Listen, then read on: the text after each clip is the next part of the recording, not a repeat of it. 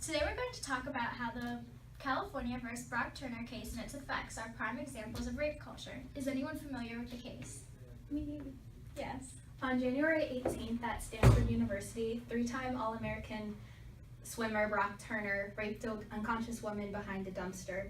Two Swedish bystanders intervened, which got Brock Turner caught. He was charged and only sentenced to 6 months in jail, but was released after 3 months and has to register as a sex offender. Okay, good. Can anyone tell me what rape culture is? Okay. Rape culture is a term coined by the feminist movement that highlights sexual assault and the mistreatment of women in today's society. Rape culture is deeply ingrained in everything we do, and it normalizes male dominance and violence against women. I don't believe this. You have no evidence. What? Actually, out of every 1,000 rapes, 344 are reported to the police, 63 reports lead to arrest, 7 cases will lead to felony convictions, and only 6 rapists will be incarcerated. What don't you believe? Okay guys, calm down. Let's discuss the theoretical perspectives on this issue. Let's start with conflict theory. Can anyone explain how it applies to rape culture? Conflict theory is a theory devised by Karl Marx stating that as a society, we are in perpetual conflict due to competition for shared resources. The hierarchy must be maintained, and in effect, there are those in power and those who are not. In today's society, power is held predominantly by white men. In this case, the judge, Aaron Persky, was a privileged white male, and as a result, Brock Turner, who is also a white male, was granted lighter sentencing, thus ensuring that the judge maintains his higher status and more privileged social standing. Excellent. How about symbolic interactionism? Fine, I'll explain.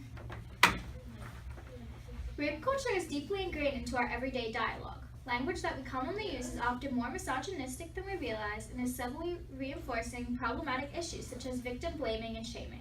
One especially problematic phrase we hear throughout our childhoods is "boys will be boys." Rather than chastising boys for inappropriate behavior, we excuse it, arguing that they can't be helped and it is simply in their nature. This makes an impression upon people from a very young age that boys will not be held accountable for their actions, and society will downplay unacceptable male behavior as simply boys just being boys. Additionally, there are quite a few questions that we commonly hear when discussing a rape. These include what was she wearing and how many drinks has she had? Such questions suggest that the victim was asking for it and in essence takes blame away from the actual rapist, placing it wrongfully on the victim. Another important thing to note in this case is how media outlets often refer to Brock Turner. In countless headlines, he was referred to as Stanford swimmer.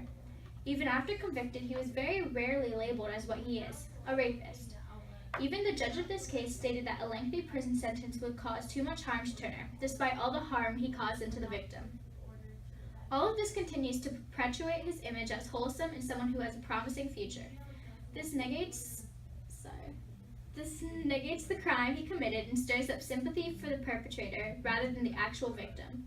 Lastly, the family of Brock Turner penned a letter defending their son. In the letter, the mother refers to all the wonderful attributes her son holds and then goes on to say that he is now a shattered and broken shell of the person he used to be.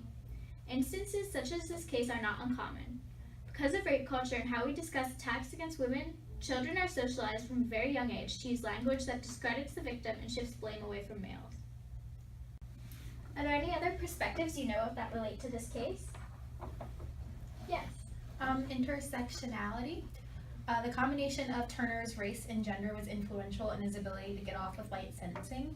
He was a white male, so he had male privilege in addition to his white privilege. The sitting judge was also a white male, as mentioned. If the rapist was of another minority ethnicity, such as Hispanic or African American, the sentence likely would have been much harsher. For example, Vanderbilt University student Corey Beatty, an African American male, was sentenced to 15 years for a very similar crime versus Brock Turner, who was only sentenced for 6 months. Black Americans on average receive 60% longer sentences than white Americans charged for the same crime. Thank you. There's 2 more. Anyone? I'll explain feminist theory. Opposed to intersectionality, which focuses on the effects of multiple factors, feminism only focuses on gender. Feminist theory believes that society is dominated by patriarchy. So, in this case, both the judge and the perpetrator were male, causing the sentencing and the entire case to be minimized. There's one more, the functionalist perspective. This perspective in particular examines the functions or consequences of the structure of society and how it maintains social order. In relation with rape culture and the trial we are discussing, The functionalist perspective seen here is how society is keeping a specific type of man in power, one who is in control, physical, and manly. Throughout history, men have used hypermasculinity to use power and defiance towards women gaining power. Women can want to feel powerful and be in control, but doing so would threaten the social order that men believe is right. In the case, the court seems to value the male student athlete with the future over the rape victim, thus keeping the rapist indirectly in control of his victim. Good job. That's all of them. Any other comments? I'm really concerned that this worsens the social problem of rape culture because it discourages victims of sexual assault from reporting their attack, as they are doubtful that there will be fair recourses. Additionally, it is a reminder to men everywhere that because of their gender and privilege, they are oftentimes above the law and will not face as harsh punishments, so it doesn't really deter them from raping. It defeats the purpose of the justice system, acting as a deterrent, as well as it minimizes the severity of rape, knowing that the courts will not view it as a serious crime that it is. Well, how do you think we can improve the problem of rape culture?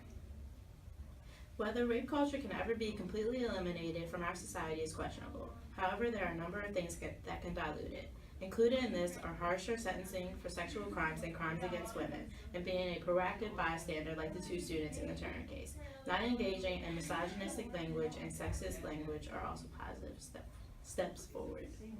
I agree. That's all the time we have for today. Great discussion. See you next week.